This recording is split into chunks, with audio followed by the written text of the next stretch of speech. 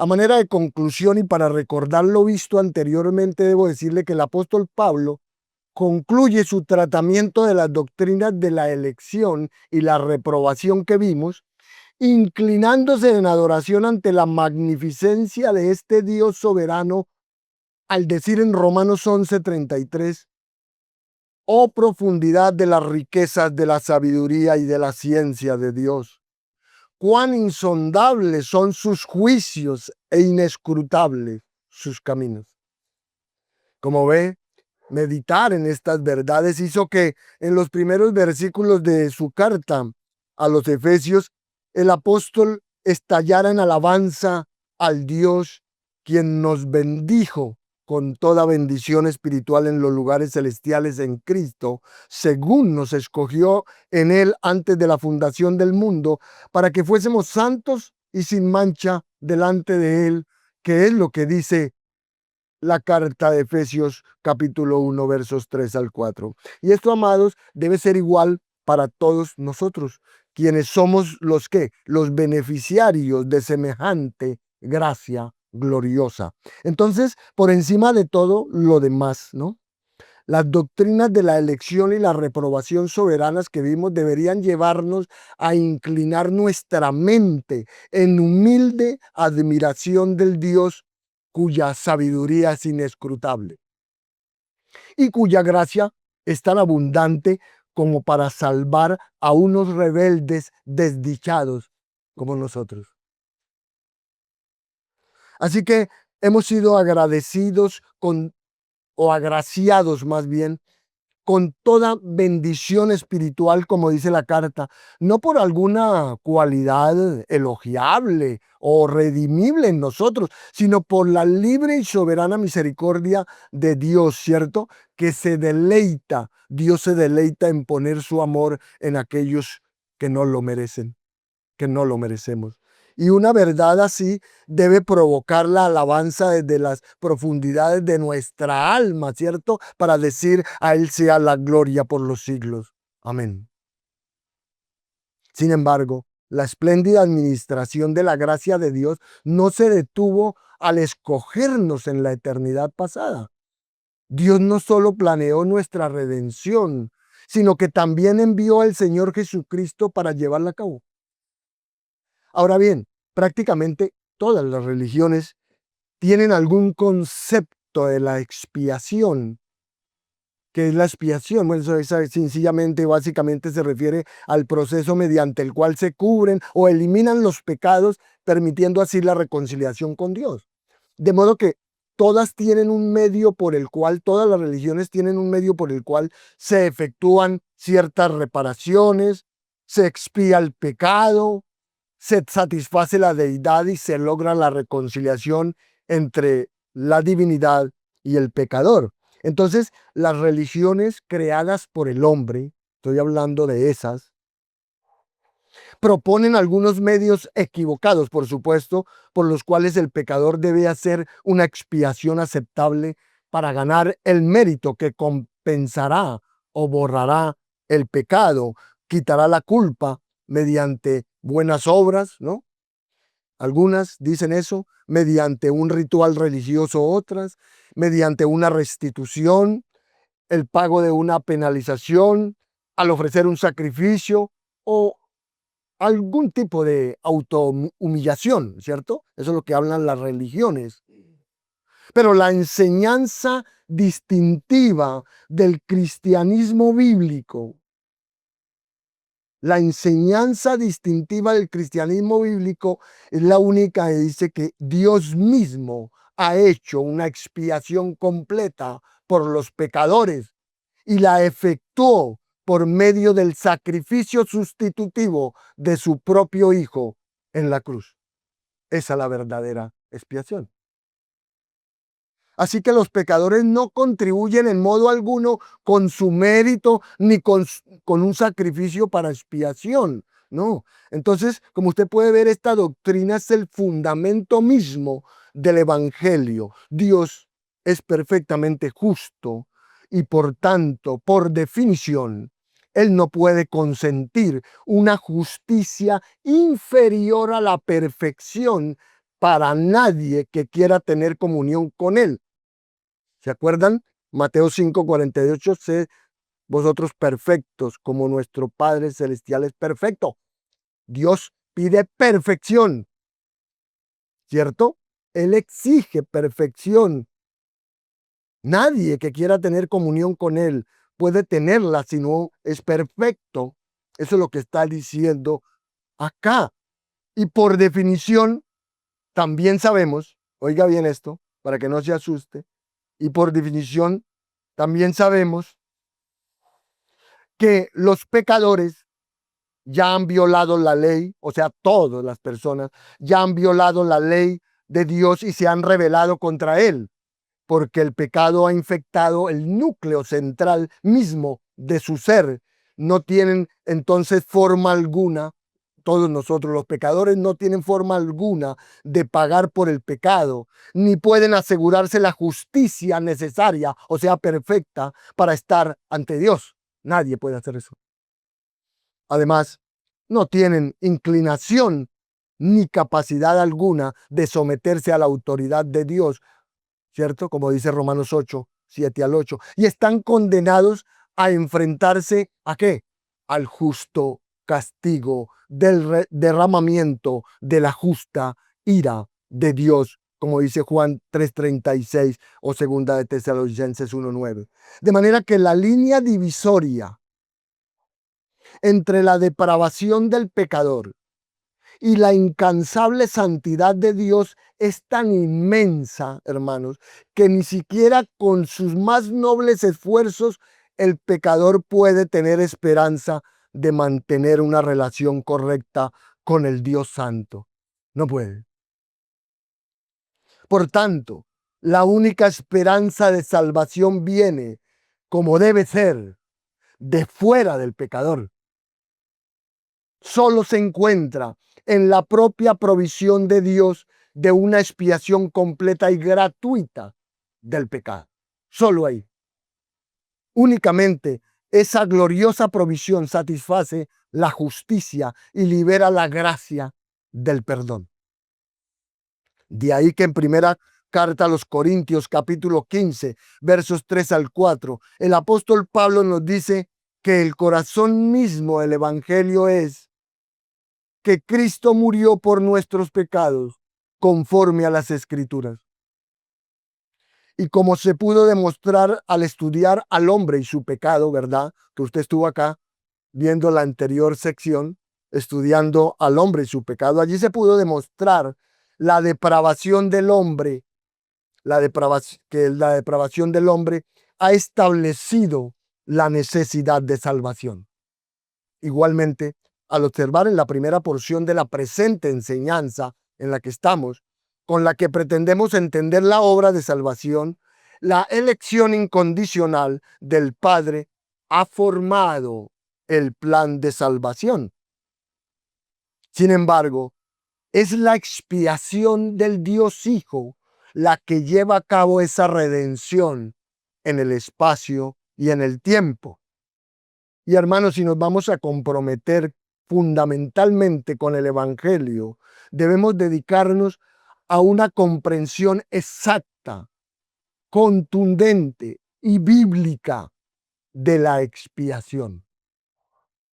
De manera que ahora lo invito a que pasemos a ver el cumplimiento de dicha redención. Y en primer lugar lo vamos a ver o vamos a hacerlo a través de entender, en primer lugar, el plan de salvación y la misión del Hijo. Vamos a ver el plan de salvación y la misión del Hijo. En la exposición anterior a lo que acabo de decir, examinamos la enseñanza bíblica respecto en la que tuvimos anteriormente y la que ya estamos acá. Examinamos la enseñanza bíblica respecto al plan de redención del Padre, es decir, su intención, ¿cierto? La intención del Dios Padre de rescatar a sus criaturas del pecado y de la muerte y restaurarlos a una relación correcta consigo mismo. Esa es el plan, la elección, ¿verdad? De Dios. Y ese plan de gracia se materializó en el decreto de Dios, ¿cierto? Lo vimos. ¿Y en una qué? En una elección incondicional. ¿Qué es la elección incondicional? Bueno, la decisión libre y soberana de Dios de poner su amor en ciertos individuos, sin basarse en nada de ellos mismos, sino exclusivamente en el beneplácito de su voluntad. Escogerlos para recibir salvación. Sin embargo, en su sabiduría, Dios no decretó que su salvación se realizara y se aplicara al pecador meramente por la elección soberana. O sea, no fue que Dios dijo, los voy a salvar ya y ya están salvos, ya listo. No es así tan sencillo, ¿verdad? En su lugar, el Dios Trino ideó un plan eterno en el que la salvación del hombre se llevaría a cabo mediante la obra redentora de Dios Hijo, y en la que los beneficios salvadores asegurados por dicha obra redentora serían aplicados por el Dios Espíritu Santo. Amén. Dios hizo el plan. Dios Padre hizo el plan. Dios Hijo llevó a cabo su cumplimiento y Dios Espíritu Santo aplica esa obra redentora en cada creyente. Amén. Eso es lo que acabo de decir. Así el segundo miembro de la Trinidad, hermanos, llevaría sobre sí toda la debilidad y la enfermedad de la naturaleza humana. ¿Sí? No el pecado. No, óigase bien, ¿no? Él en su humanidad, él iba a llevar, a experimentar lo que estoy diciendo, la debilidad, la enfermedad, la naturaleza humana, no el pecado. Y aseguraría para su pueblo la justicia, el perdón y la purificación que ellos no podrían obtener nunca por sí mismos. Nadie puede obtener eso por sí mismo. Además, viviría como un hombre en perfecta obediencia al Padre.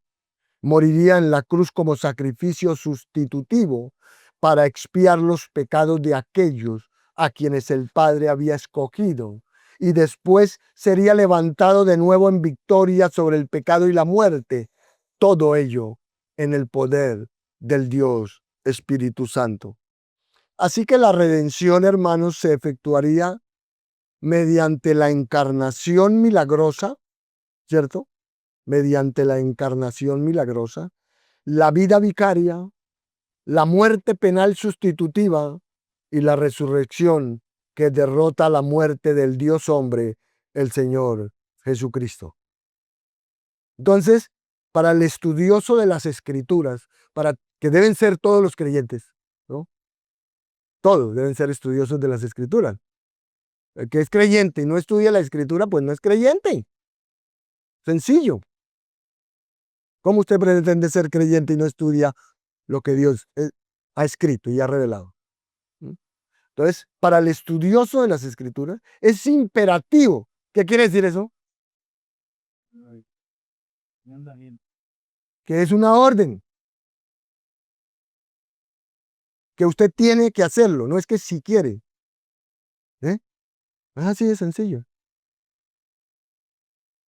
Para el estudioso de las Escrituras, es imperativo entender que la misión del Hijo de realizar la redención nace de este plan trinitario de salvación. Nace ahí.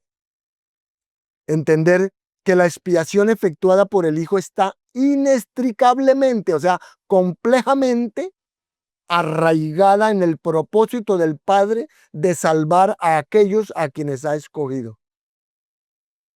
Por tanto, al asumir pagar por el pecado y proveer justicia, Cristo no estaba siendo un rebelde, ni él se embarcó al azar en una misión ideada por él mismo. No, pues él declaró de forma explícita que no había venido a hacer su propia voluntad, sino la de aquel que lo envió, allá en Juan 6:38.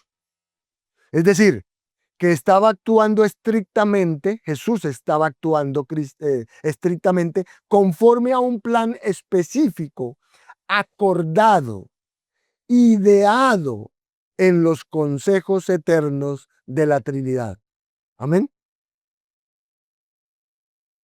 Y varios pasajes de las Escrituras dan testimonio de este plan pretemporal y determinado de la salvación. Entonces, eso no fue un plan B, ¿no? Eso, ¿no es cierto? Un plan A. Dios siempre ha tenido un plan A para todo. Dios, Él dispuso todas las cosas, ¿verdad? De manera perfecta. Entonces, en primer lugar, vamos a ver ciertos pasajes que identifican la obra expiatoria del Hijo como algo divinamente predeterminado. Eso es algo que lo primero que usted tiene que aprenderse acerca de la expiación de nuestro Señor Jesucristo o de la obra expiatoria de nuestro Señor Jesucristo en la cruz del Dios Hijo. Y es que Él es algo o fue algo divinamente predeterminado. Pablo habla de ello en Efesios 3:11 como el propósito eterno del Padre. ¿Sí ve? Propósito eterno del Padre. Eso no fue algo que pasó ahí porque pasó, no. Propósito eterno del Padre, que hizo en Cristo Jesús nuestro Señor. Este versículo afirma claramente que la obra que Cristo efectuó durante su misión terrenal fue realizada conforme a un plan predeterminado, según el propósito del Padre que fue ideado en la eternidad. Efesios 1:9, Efesios 1:11. De manera similar, cuando Jesús predijo su traición eh, en la última cena, ¿se acuerdan? Declaró en Lucas 22:22, a la verdad, el Hijo del Hombre va según lo que está determinado o según la determinación, quiere decir. Y aunque sería traicionado por Judas, la muerte del Mesías había sido decretada en la eternidad pasada. Amén. En la eternidad pasada. Eso sucedió. Por esta razón se dice que Jesús fue destinado desde antes de la fundación del mundo allá. Pedro lo dice en su primera carta, capítulo 1, verso 20, ¿no? Que Jesús fue destinado desde antes de la fundación del mundo. Y aquel en quien la gracia fue concedida desde toda la eternidad, según el propósito de Dios, como dice segunda carta a Timoteo 1:9. Así en realidad, la crucifixión misma es meramente la ejecución del propósito eterno de Dios. La crucifixión de nuestro Señor Jesucristo es, es algo que el Señor determinó en su propósito eterno, como Pedro también afirma que Jesús fue entregado por el determinado propósito y el propio o previo conocimiento de Dios. Eso está en Hechos 2:23. Entonces, la crucifixión misma, como le digo, es meramente, fue la ejecución de lo que Dios ya había determinado en su propósito eterno. Y toda la iglesia, entonces por eso es que la iglesia confiesa a Dios que Herodes, Pilato, los gentiles, Israel,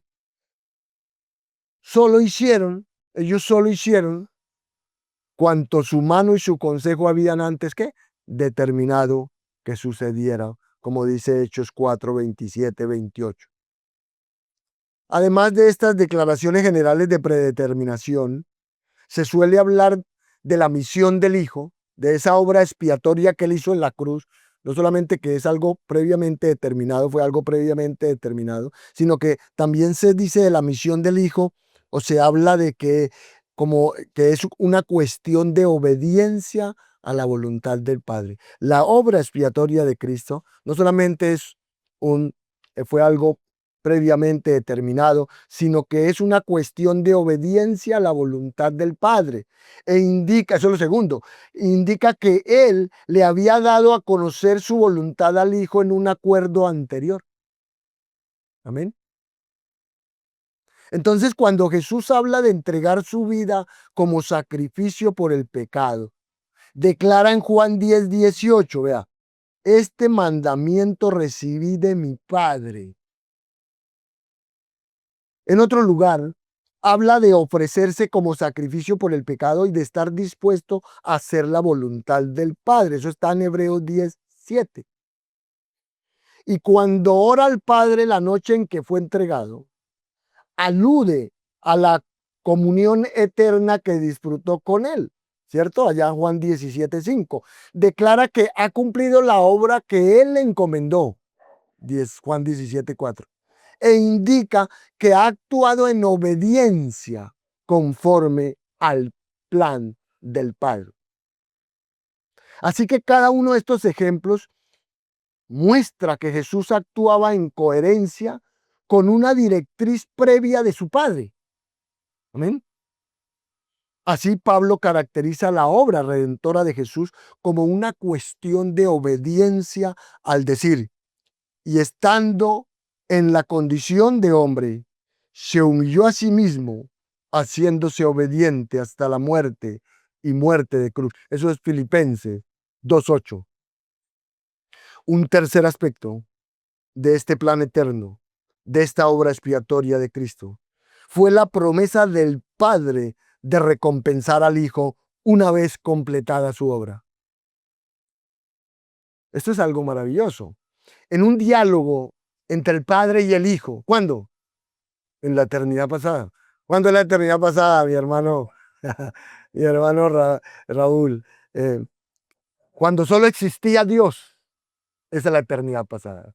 Cuando solo existía Dios Padre, Dios Hijo y Dios Espíritu Santo.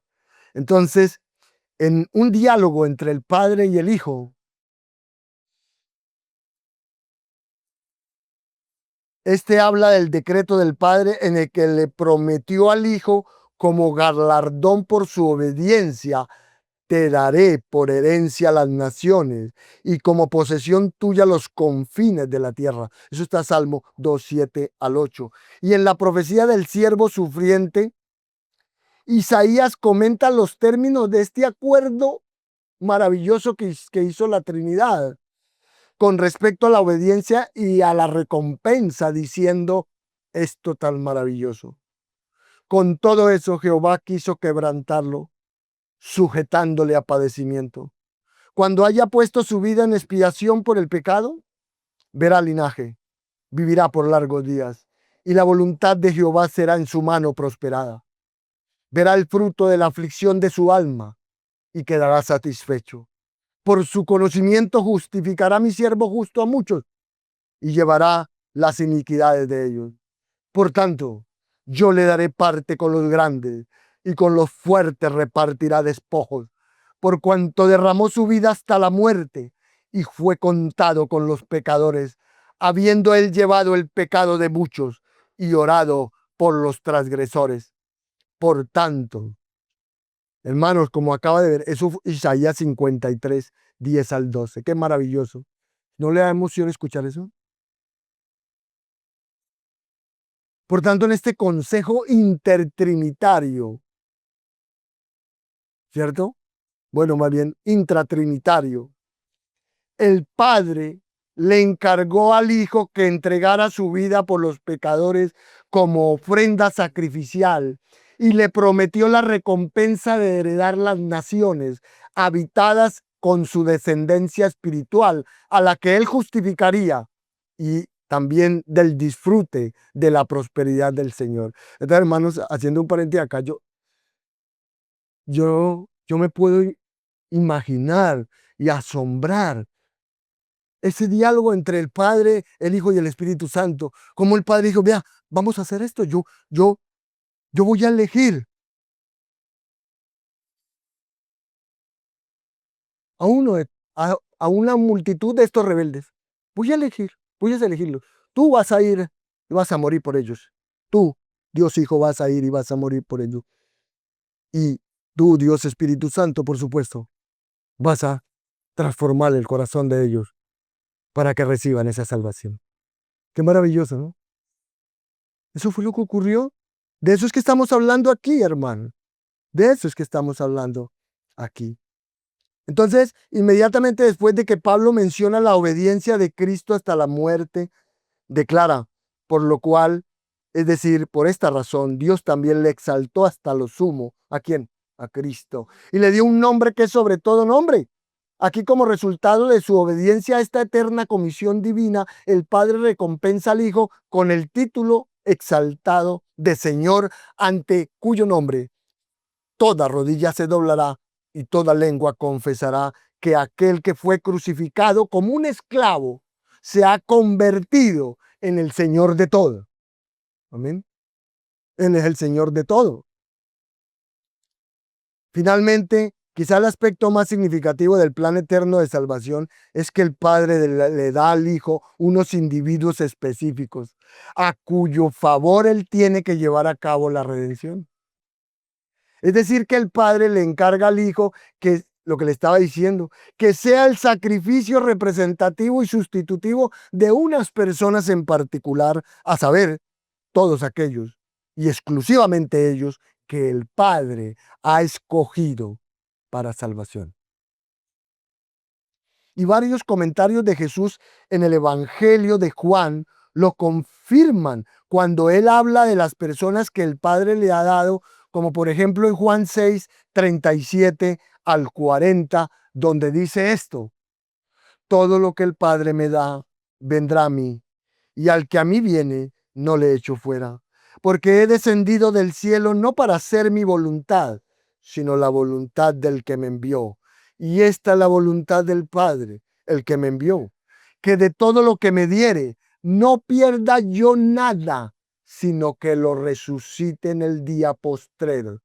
Y esta es la voluntad del que me ha enviado, que todo aquel que ve al Hijo y cree en Él tenga vida eterna, y yo lo resucitaré en el día postrero. Qué maravilloso, ¿no? Otro pasaje es Juan 10, 14 al 15 y verso 29, que dicen: yo soy el buen pastor, yo conozco mis ovejas y las mías me conocen, así como el Padre me conoce y yo conozco al Padre y pongo mi vida por las ovejas. Mi Padre que me las dio es mayor que todos y nadie las puede arrebatar de la mano de mi Padre. Padre, verso 29, la hora ha llegado, glorifica a tu Hijo, para que también tu Hijo te glorifique a ti, como le has dado potestad sobre toda carne, para que dé vida eterna a todos los que le diste. Y esta es la vida eterna, que te conozcan a ti, al único, el Dios único verdadero, y a Jesucristo, a quien has enviado. Otro más, Juan 17, 1 al 3 y versos 6, 9 y 24. He manifestado tu nombre a los hombres que del mundo me diste. Tuyos eran y me los diste y han guardado tu palabra. Yo ruego por ellos. No ruego por el mundo, sino por los que me diste, porque tuyos son. Padre, aquellos que me has dado, quiero que donde yo estoy, también ellos estén conmigo, para que vean mi gloria que me has dado, porque me has amado desde antes de la fundación del mundo. Como pueden entender, en estos pasajes del Evangelio de Juan, Jesús declara que Él no ha venido a la tierra a cumplir su propia voluntad, sino la de su Padre que lo envió. Amén.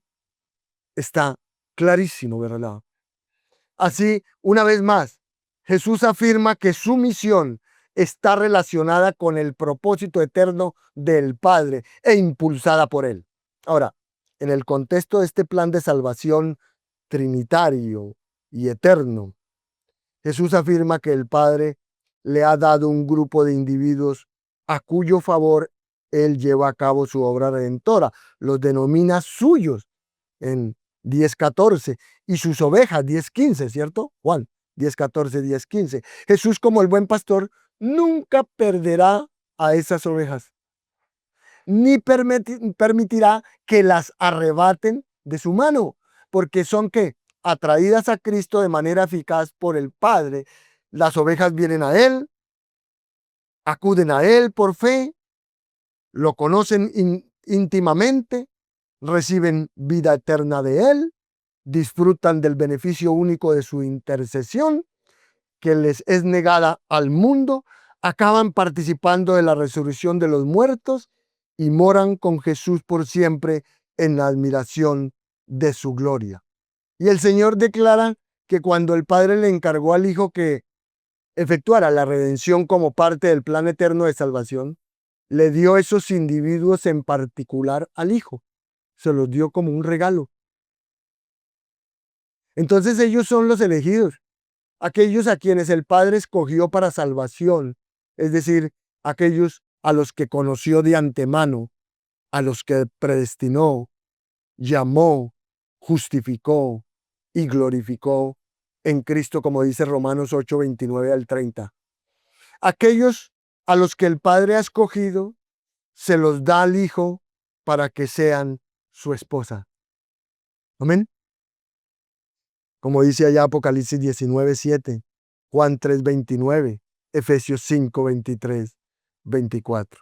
A quien el Hijo, a quien esta esposa, que es la iglesia, a quien el Hijo purificaría al precio de su propia vida, quien les será presentada en perfecta santidad como regalo de amor del Padre, para que lo amen al Hijo, para que lo honren, lo adoren y lo sirvan por toda la eternidad. De manera que este plan eterno e intratrinitario de salvación moldea y condiciona cada aspecto de la misión del Hijo cuando éste aborda la ejecución de la redención.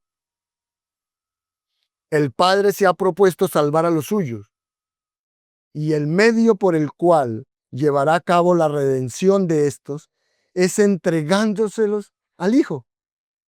Amén. Una vez que se los ha confiado, le encarga al Hijo que nazca como Dios hombre por medio del Espíritu Santo. Le encarga que lleve una vida de obediencia perfecta al Padre en el poder del Espíritu, que ponga su vida como sacrificio por los pecados de su pueblo, y le encarga que resucite de nuevo como primicia y garantía de la resurrección de ellos. John Murray proporciona unas frasecitas, un resumen útil, y dijo, para terminar, le agradó a Dios establecer su amor invencible y eterno sobre una incontable multitud, y es el propósito determinado de este amor lo que logra la expiación. Amén. Entonces, hermanos, hemos visto, en primer lugar, la misión de ¿quién? Del Hijo. ¿Cómo es que se llevó a cabo? ¿Cómo es la realización de ello? ¿Verdad? La misión del Hijo y el plan de salvación, por supuesto. El plan de salvación y la misión del Hijo. Obedeciendo a qué es, ¿cuáles esos son tres aspectos de la obra expiatoria que caracterizan eso? Es la obra expiatoria de Cristo, el plan de redención, obedece a que es algo divinamente predeterminado. En segundo lugar, que es una cuestión de obediencia a la voluntad del Padre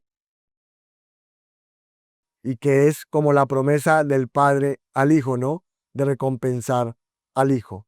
Entonces, hermanos, espero que usted haya tomado nota, que lo haya entendido, que lo es más importante, y vamos a continuar dentro de 8 días, hermanos, con la causa de la expiación, la necesidad de la expiación. Usted necesita entender todo eso. ¿Por qué es que Cristo, la causa de la expiación? ¿Por qué es que Cristo? ¿Cuál es la causa para que Cristo lleve a cabo la expiación? ¿Verdad? Usted debe entender cuál es la necesidad de la expiación. Y ahí sucesivamente todo eso. Antes de llegar a esa parte donde nos gusta mucho cómo es que ocurre, ¿no? El momento que ocurre. Cuando estemos ahí, yo sé que muchos van a decir, ya recuerdo cuándo fue que pasó esto en mí. Y eso es algo maravilloso, entenderlo y guardarlo. Entonces, como dice esta frase de R.C. Sproul, niega la cruz como expiación y habrás destruido el cristianismo. La expiación está en la cruz de Cristo. Es lo único que realmente quita, elimina el pecado y que nos reconcilia con Dios. Solo el sacrificio de nuestro Señor Jesucristo es lo único que trae perdón y salvación y vida eterna. Amén. Pongámonos sobre nuestros pies. Vamos a darle gracias al Señor.